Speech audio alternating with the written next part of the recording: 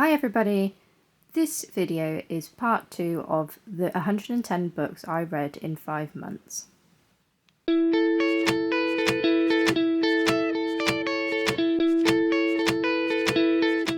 next book I read was The Invisible Life of Addie LaRue by V.E. Schwab. Essentially, Addie asks for a deal with the devil. She's meant to be getting married, she doesn't want to get married. She wants to be immortal, essentially. She wants to go all these different places and not have any ties. So he does her the deal. However, it's not quite as simple as what she thought the deal was going to be, because no one in her life can remember her. As soon as she walks away, they forget her. So that is kind of the premise of the story. And it's really fascinating, all the different things that I hadn't thought of in regards to people not remembering her. For example, she can't live anywhere because she can't buy anywhere. No one would remember that she's bought the house, not that she'd have the money. She can't rent anywhere because no one would remember that she's rented it. Fascinating. It's about her lifetime. I think she's been alive at this point, let's say 300 years. And then one day, someone remembers her. And that is the story. Really, really enjoyed this book. Gave it a 4.75. And yeah, I'd really recommend you read it. It's quite an original book. The next book I read was If He Had Been With Me by Laura Nowlin. Autumn's family have been friends with Finney's family for years, since they were kids. And they've been sort of best friends, but then they went up to high school and obviously drifted apart like people do, but they still, via family, still spend time together. It starts off with bang, so you're kind of waiting for that part to happen. It's funny because when I read it, I kind of expected it to be more of a thriller. I don't know why. I enjoyed the book, but I was kind of waiting for something else to happen, and it didn't really. It was mainly kind of the focus on their lives as teenagers at school, essentially. I did like the ending in a weird way. I gave it a 4.25. Richard Osman, We Solve Murders. This is in my 2024 releases. Steve is a retired police officer. His daughter-in-law, Amy, is kind of like a protection bodyguard for, the rich and people, whoever hires them, essentially. And there are some shocking murders that are happening, and Amy is being framed for it. So both Steve and Amy, amongst others, are trying to work out who actually is doing the murders and who is setting Amy up. I did enjoy the book, but I was kind of expecting a bit more than I got with it. I gave it a 3.25, but obviously it's just the start of a brand new series, so it might just be the fact it's kind of setting up for getting to know the characters, and therefore, once you get to know them, like the Thursday Murder Club, I kind of had the same feeling with the start of that. So the next book I read was Funny Story by Emily Henry. Daphne and Miles's partners have decided they want to marry each other, and essentially Daphne has to move in with Miles because she has nowhere to live. This book had me smiling the whole time I was reading it. The characters are really nice. You really kind of connect with them, especially for me, Daphne. She's a very big book lover. I really enjoyed the book and I gave it a 4.75. The Life Impossible by Matt Haig. So basically Grace inherits a small house from an acquaintance, someone she barely knew, in Ibiza. So her husband has recently passed away. She says she's got nothing, keeping her there, so she goes and, goes on a holiday, essentially. When she gets to the house, her friend, Christina, who passed the house on to Grace, has said, well, I recommend you do these things whilst on the island. So Grace does do them, and that is how kind of the rest of the book starts on. Now, I would say there are trigger warnings. There is a lot of grief and how heavy grief is. Sorry, I'm getting emotional again because this is told so wonderfully. This is one of my favourite books ever, not just for this year. And it still makes me emotional thinking about it. I just think Matt, the author, has just done such a brilliant job with this book. I gave it a 4.75, and the thing is, once I have made my decision on the rating, I don't change it, but I would probably change it to a 5 if I did change them, because I think about this book a lot. The Paradise Problem by Christina Lauren. Basically, Anna is kind of like a poor artist. She's struggling the money side of things. Her dad is not well, so the bills are piling up from the medical bills. In the past, Anna had married Liam Weston, I think his name is, both for kind of convenience. I think Liam at the time was estranged from his very rich family, so he needed somewhere close to campus to stay, and Anna needed like the money breaks essentially. So that was about 4 years ago. Then Wes comes along and says, I need your help again. His little sister's getting married, and his family still thinks that Anna is married to Wes. He invites her to go to this very idyllic tropical island for his little sister's wedding. So that's essentially the start of the book. It's really funny. I really enjoyed reading it, and I gave it a 4. So the next one I was really looking forward to reading was Such Charming Liars by Karen M. McManus. It was written by the same person who wrote the One of Us is Lying series, which I really enjoyed reading. Kat and her mum Jamie are doing essentially one last con job. They're in the kind of counterfeit jewel industry. I don't think that's an industry, is it? But essentially they're going to swap out a really expensive, I think it's a necklace, from this compound. On the way they bump into some people they know, which is Luke, who Jamie was married to for something like 24 hours, and his son Liam. Luke is also a con man in regards to the romance side. He's also going to the same place. They have to pretend they don't know each other, and then someone gets shot on the compound, and they might be in danger. I was really looking forward to reading this, but it really kind of fell flat for me, and I kind of didn't feel the thrilling side of it like I should have done. I gave it a 3.25. There's still an interesting story, it's just, yeah, like I said, it just fell a bit flat for me. Okay, I'm gonna have to get the rest down.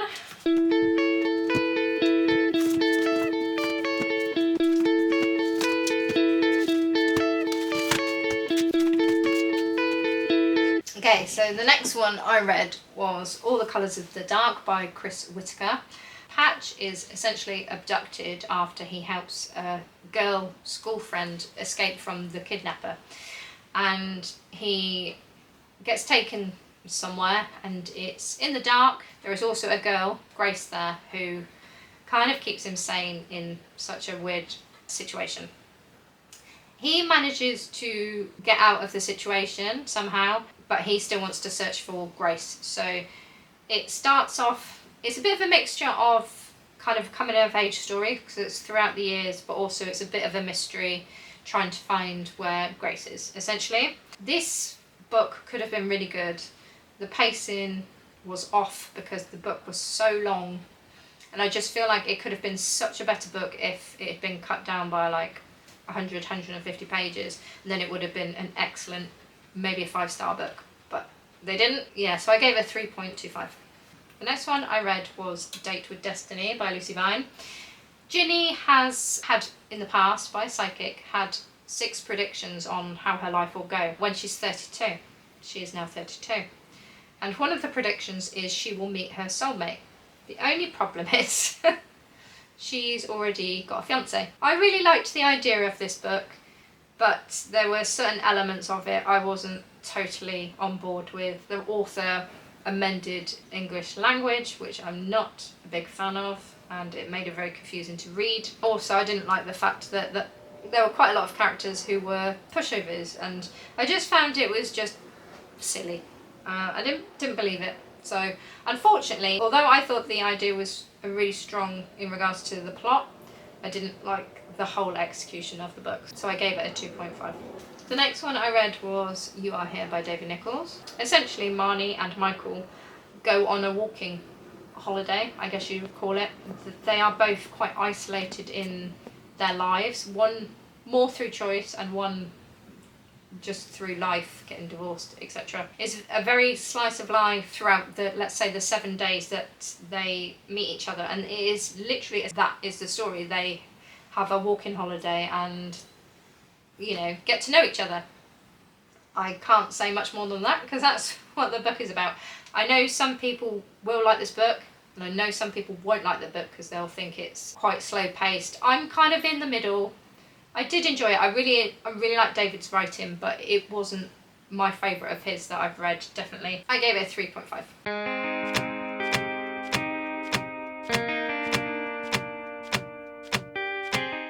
Okay, so my camera battery died and I really just want to get this video finished whilst I've got all the books about.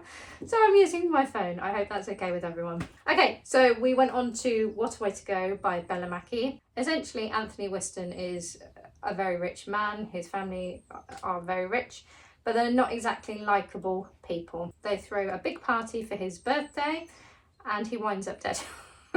One of the points of view is actually from Anthony after he's died, which is very interesting. There's also a twist or two that I didn't expect, but I did find with this book, unfortunately, like Bella's last book, I found the ending let it down a little bit. I still really enjoyed it and I really liked reading it, but yeah, the ending for me could have been a little bit better. So I rated it a 4. The books have already fallen down once. Well, probably twice now. Okay, so the next one is Expiration Dates by Rebecca Searle. As soon as I read the plotline of this, I had to buy it. Essentially, the character Daphne, every romantic relationship she has a expiration date. So, for example, it will say, James, 2 weeks. And she knows that's how long the relationship's going to last. I found that fascinating as an idea for a book. And it was like a beacon to me. It called out to me until I read it. So glad I read it. Really enjoyed it. And yeah, I'd actually really recommend this. The only thing I would say is I'm not quite sure on one of the decisions that one of the men in the book make. I'm not sure how I feel about it. But that still doesn't take anything away from the book. Really enjoyed reading it. I think you'd really enjoy it if you like the sound of it. So I gave it a 4.5. Okay, so the next book I read was After the Storm by G.D. Wright. And essentially it's about 2 young children going into the sea in a storm, and unfortunately only from one comes out alive. That's essentially the premise of the book. So obviously, trigger warnings. There is more to the book. I wasn't 100% sold on particularly the writing of the book. It felt very formulaic. As in, this is how you write a book, 1, 2, 3, 4, 5, and it kind of felt that's the way it went. So I rated it a 3. The next book I listened to, as far as I'm aware, still only available on Amazon Original on Audible. The Cut by Richard Armitage is about Ben Knott. He's the main character, both in past and present timelines. One when Ben was a youngster, his girlfriend was murdered, it seems, and the person in the present who killed the girlfriend is due to be released. So there's obviously Ben in the past, Ben now. He's got some financial issues now, and that's essentially the start of the book. But Ben's children, in particular his son Nate, has been kind of headhunted for a film, and the film seems to be kind of connected to the past as well. I actually really enjoyed listening to the book. Yeah, I gave it 3.75. There were some elements I really enjoyed about it, and it kind of came across to me as kind of like a Harlan Coben. If you've seen any of his series on Netflix, it kind of came across as one of those to me. So yeah, I enjoyed it. The next book I read was The Boyfriend by Frida McFadden. There's a past and present timeline. Sydney is basically looking for a romantic partner, a boyfriend. She's feeling a bit lonely and she goes on a date. It didn't go very well and he essentially kind of assaults her in a way. This other man saves her and then they start dating. However, in the present day, there also seems to be a man who starts dating girls, ladies, and then ends up murdering them. So she starts having little signs, as in, could he possibly be... Can you hear that bird? So she starts seeing these warning signs, could he possibly be who the police are looking for. I really enjoyed the book. There were definitely twists I didn't see coming. I actually really enjoyed the characters as well. I thought it was quite unique in the way Frida wrote it. I gave it 5. I don't know why I did 10. I gave it 5 stars. Really enjoyed it. So the next one I read was the reappearance of Rachel Price by Holly Jackson. Holly wrote the Good Girls Guide to Murder series, which I really enjoyed as well. Belle's mum, Rachel Price, disappeared, and they are currently doing a documentary on her disappearance, and throughout shooting of it, she turns back up. Rachel turns back up. I was really looking forward to reading it, and I read really good reviews about it. For me, I found like most of what happened was at the latter part of the book, so it felt a bit slow for me at the start. I still really enjoyed it, but I kind of was expecting a little bit more, I'll be perfectly honest, and I think I rated it a 4 star. The next one I read was Remember Me by Farah Heron. Elisa moves into like a new university dorm room, and she keeps getting messages from the previous occupant. I can't say it. She keeps getting messages from the previous occupant, Jay Hawke, who disappeared months ago, and they don't know where he's gone. He's telling her to get out, and she's saying, you don't live here anymore, you disappeared months ago.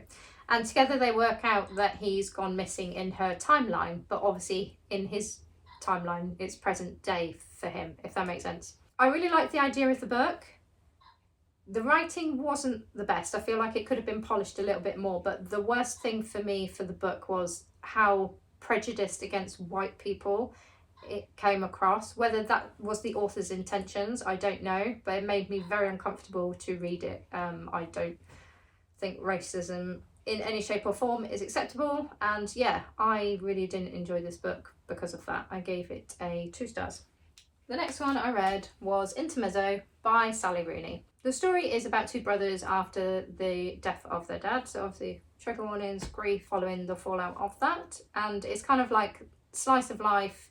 Ivan, I guess you'd call him maybe slightly autistic or autistic to a degree, and he meets someone, that's kind of like his storyline.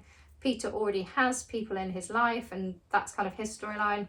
I wasn't behind Peter's storyline, I'll be perfectly honest, but I really enjoyed Ivan's. I started it on the book. I went on to audio because I found it quite hard to read and to get into writing wise.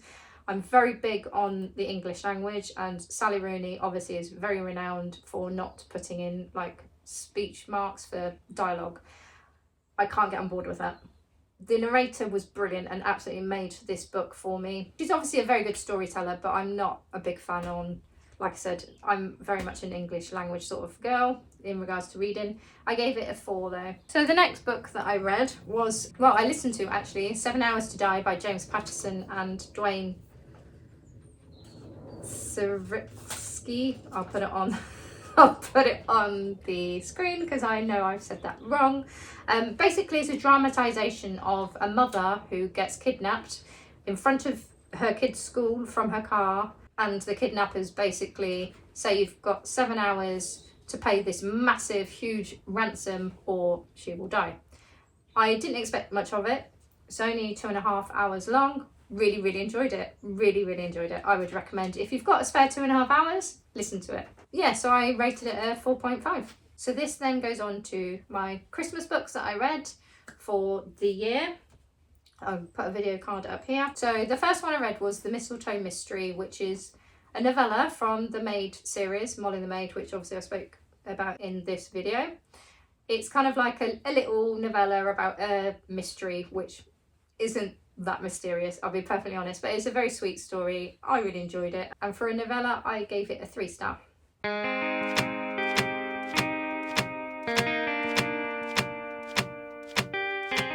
I also read The Christmas Book Hunt by Jenny Colgan, which was meant to be in my Christmas books I read, and I forgot to put it in there, so technically I read 18 Christmas books. This is about Mirren trying to find this book for her great aunt, and on her way to trying to find this book she meets the male character who is also looking for the book but for a different reason. I found the writing of this a bit icky particularly as the male and female character at one point pretend to be like oldie timey worldy people, and they keep talking about it, and it just made me feel a bit gross, I'll be honest. Yeah, I wasn't a big fan. I rated it at 2.75. The 12 Dates of Christmas by Lisa Dickinson. Claudia, her romantic life has gone down the pan. Basically, she wants more intimacy with her boyfriend. Her boyfriend does not want that, and they break up. So she kind of decides she's gonna go on the dating scene, and for me, I assumed it would be about her going on 12 dates with different people, but it's essentially mostly with one person, and I wasn't overly bothered by that person, so it was a bit of a shame. I gave it a 2.75. Okay, Fairy Tale of New York by Miranda Dickinson. Rosie has a florist shop, but she's been in New York for about 6 years. She has this big secret, and even her colleagues don't know about it. She doesn't go on dates or anything like that until she meets this person. I think his name's called Nate. So there's a possible romance there. And then business picks up and someone from her past comes back to haunt her. Yeah, this wasn't my favourite. I kind of felt like, why would she keep her secret a secret? It wasn't anything to keep a secret.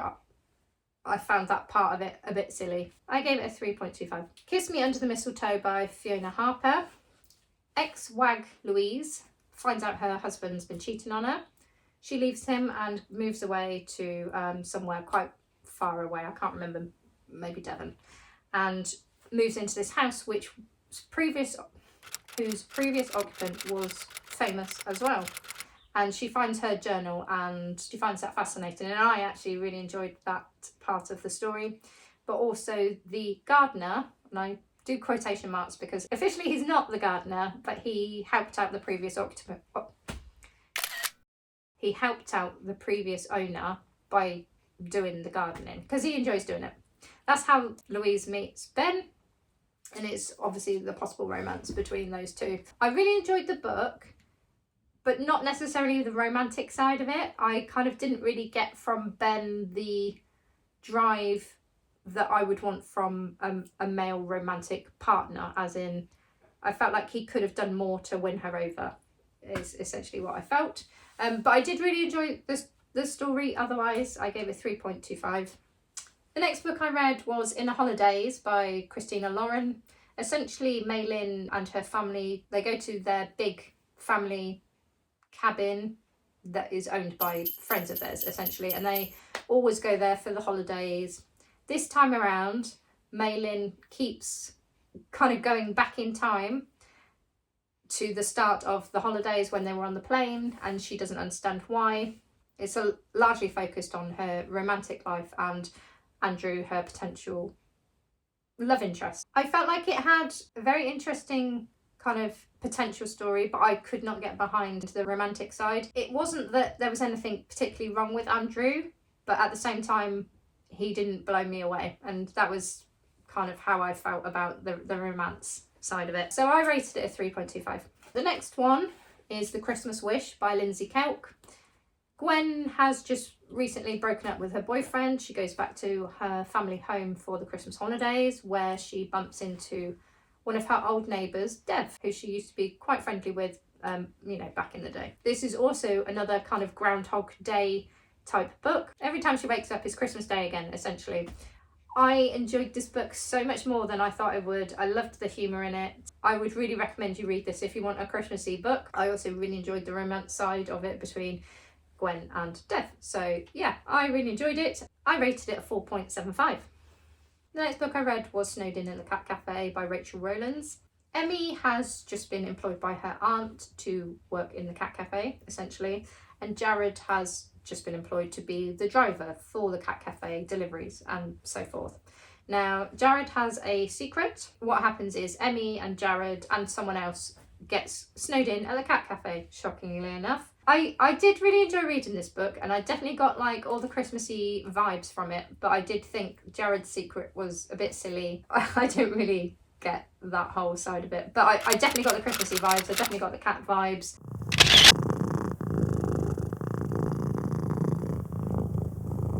Christmas at the Cat Cafe by Jessica Redland. Tabby's grandmother has left Tabby some money to do something she really wants to do, and she's always wanted to do something with cats, so she said please do something in regards to that.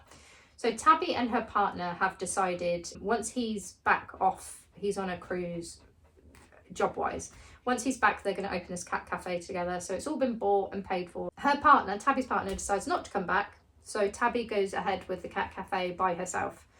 Now Tabby does have a very chronic illness called fibromyalgia, hopefully I've said that right.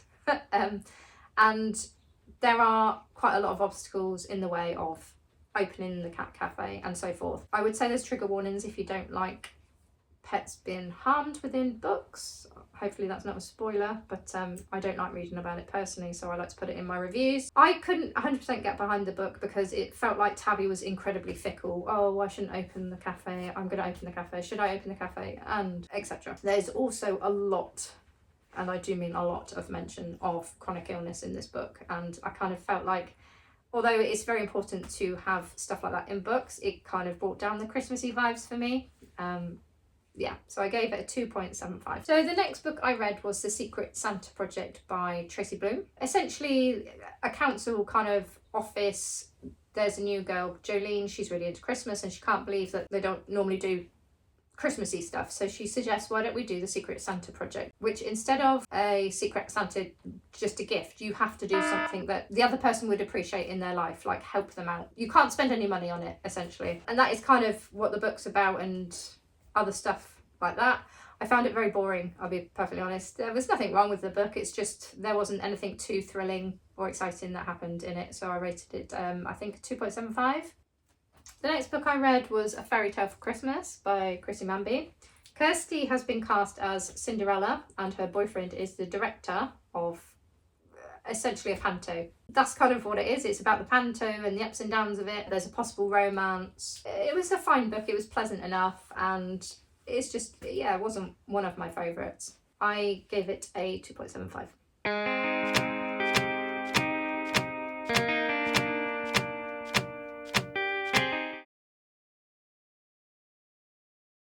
Mina is sent a letter just saying, please look after her. It was from someone she used to know many moons ago. He's asking her to look after his cat and his house whilst he's not there. Really enjoyed the book. You got like the Christmassy vibes, you got the cat vibes, there's also some magic interwoven into it. It was a bit of a shorter book, but I still really enjoyed it. And I gave it a 4. Just Like Magic by Sarah Hogle. Betty is an interesting character. She's from a rich family, but she is not rich and she is really struggling with money. They're kind of famous family. There are elements to them that aren't very nice. One day she has an accident and she accidentally spills wine, I think, on a record player and plays Mariah Carey's All I Want for Christmas backwards, and this is how the holiday spirit, his name is Hall, comes about, and he's essentially got to cheer her up and then he can go away. And there is so much lovely kind of Christmas vibes. There's hilarious uses of the magic in it. She's not a very nice character, as you can imagine throughout the book. That might possibly change. I enjoyed this so much more than I thought I would do, and it's such a great Christmas book. I'd recommend you read it if you want a good Christmas book. I gave it a 4.5. I thought it was brilliant. Okay, so the next one I read was Maybe Next Christmas by Emma Hetherington. Bea and Ollie meet each other at the airport. Bea, she's in a long-term relationship, but she's actually looking forward. She's actually thinking about ending it. Ollie's going over there due to family illness, so they're both going over to Ireland. They keep having kind of chance encounters, essentially, so there's possible romance there. I really like the writing. I've never read one of Emma's books before, but I would definitely pick up more in the future. There's also another book that I've read later on. Really enjoyed it, and I really enjoyed the romance side of it as well. I rated it 4.25. Make My Wish Come True by Fiona Harper. Juliet is a single mum of, I think it's 4 kids. Gemma, her sister, is single, would like a romance. She's an assistant director in like the Hollywood film side of things. Gemma offers her sister Juliet her luxury Christmas getaway that she was going to go on herself, and obviously it's kind of like a life swap. I really enjoyed the book. I gave it a 4.25. The next book I read was One Day in December by Josie Silva. Essentially, Laurie sees a man while she's on a bus. He's on the pavement and she kind of has this thunderbolt, oh my god, he's definitely the one for me. She mentions it to her best friend, and you know, they keep an eye out for him, never find him. About a year later, Josie's best friend brings her new boyfriend around, and surprise, surprise, it's actually the boy she saw on the bus. The story is kind of over about 10 years, their lives, and I really enjoyed it. Couldn't totally get behind their relationship. I wasn't sure on the male romantic side of things, but I did really enjoy the book and gave it a 4.25.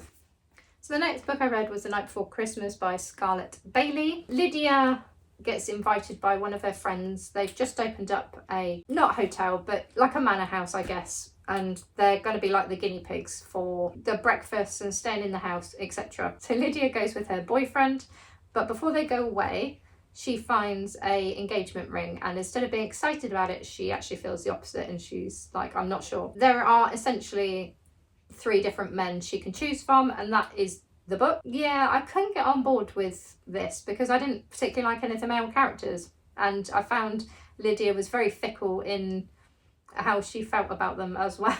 It was a nice enough read, but just it wasn't for me. I gave it a 3. The last one in the Christmas ones was This Christmas by Emma Hetherington. Basically, Rose is avoiding Christmas, and Charlie's daughter has moved elsewhere, so he's a bit sad around Christmas time as well. They both separately book a holiday home, and they've been double booked, so when they turn up, they realise what's happened, decide to stay there. Really enjoyed the book, very Christmassy vibes, and I gave it a 4. The next book I read was The Near Witch by V.E. Schwab. Lexi lives in a town called Near, and essentially the children are disappearing, and they think it's to do with witches. Lexi meets a stranger who other people are distrustful of, but Lexi doesn't think it's him. With the help of him, tries to find out what's actually happening to the children. It was a nice enough read, but she also wrote The Invisible Life of LaRue, and I did feel like this wasn't on the same level as that. I rated it a 3.5.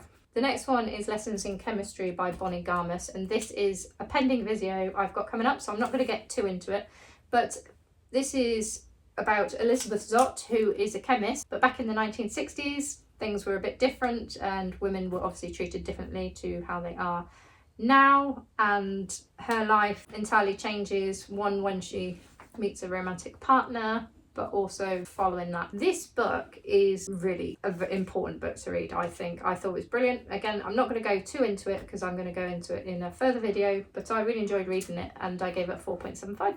The next one was Things We Never Got Over by Lucy Score. Naomi goes to help out her sister.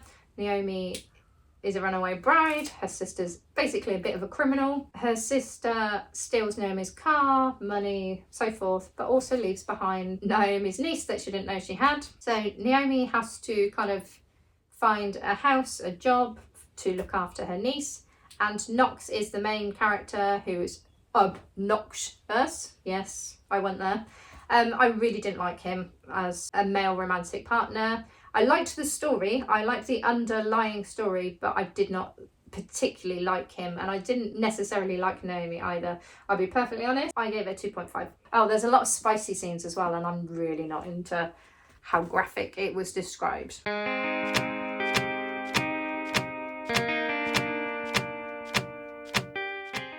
next one is The Housemaid by Frida McFadden. Millie takes a job as a housemaid for the Winchesters. They start seeming a bit unstable, essentially, and Millie doesn't quite know what she's got into, but Millie has a secret of her own as well.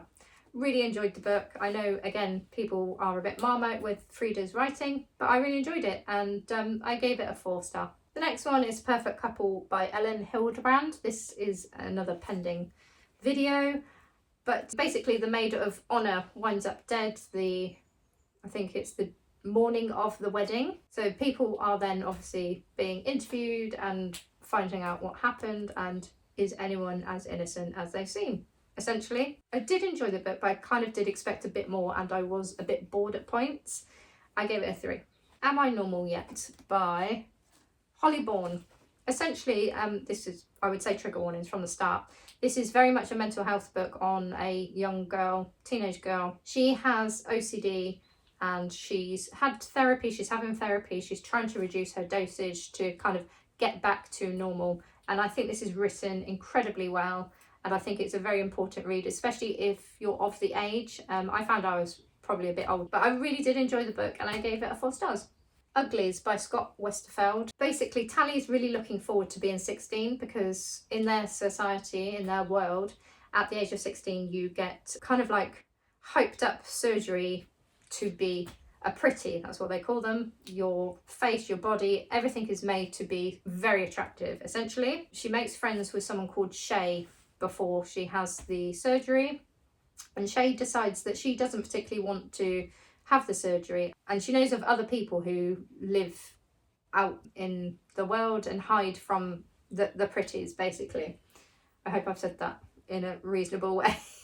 So Shay goes. Tally looks forward to obviously getting the life-altering operations, but they tell her, we know that Shay has told you where she's going, which she has, but she hasn't. She said it in a very mysterious way, if you see what I mean. So Tally can either never have the surgery, which obviously she was looking forward to having, or she can go and find Shay and essentially lead them to her and this other fraction. I actually really enjoyed it, and I will carry on this series. I think I gave it a 4.25. So the next one is The Inheritance Games by Jennifer Lynn Barnes. Basically, Avery, the female protagonist in this, she inherits billions of dollars, the compound, the house, you know, everything this man owned, and she has no idea who it is.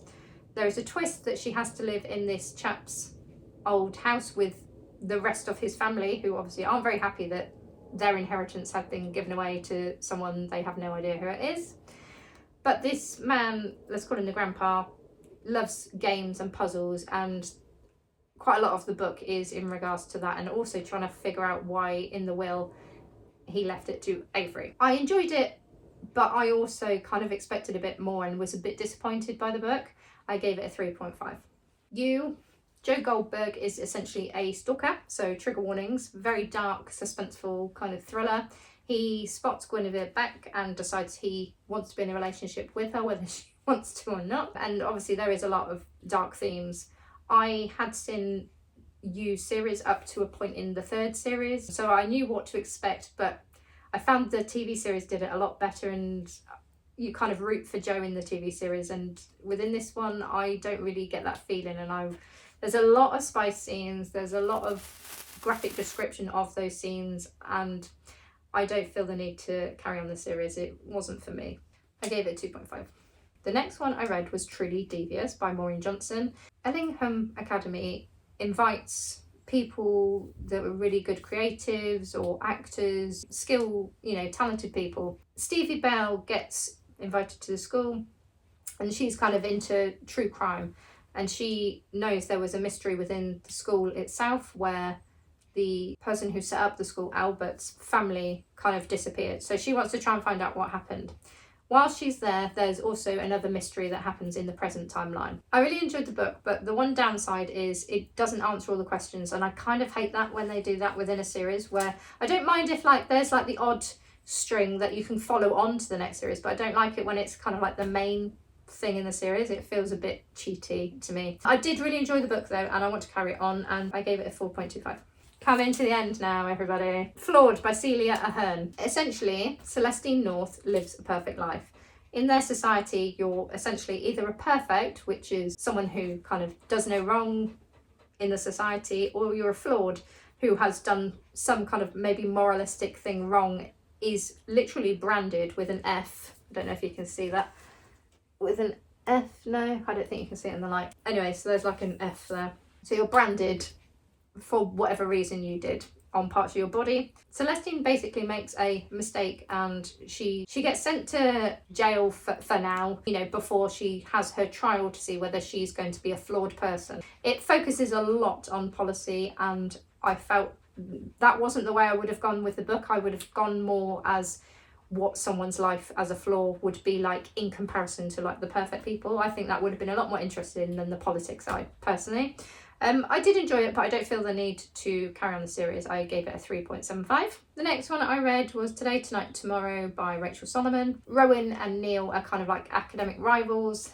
They are finishing off school and they team up together to do like this hyped up version of a scavenger hunt throughout the city to see who can win. They kind of get to know each other more than they did, and it's, you know, a kind of potential romance. I really enjoyed it, but I did find it was more on, not immature, on the less mature side. I really enjoyed the book, but I don't feel the need to carry on the series. I rated it a 3.75.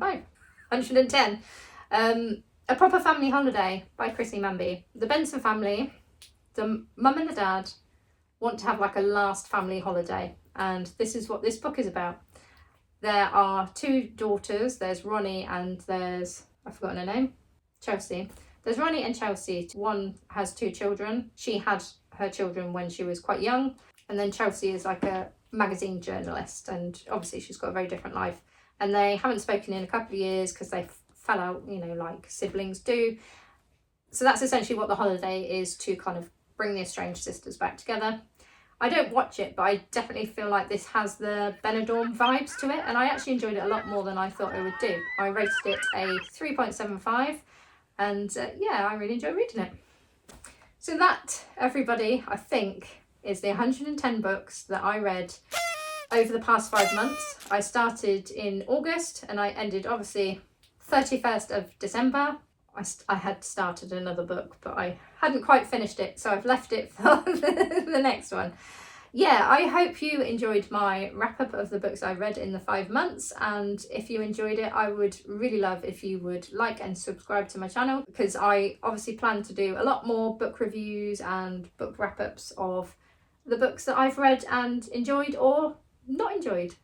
Thanks everybody, I'll see you soon.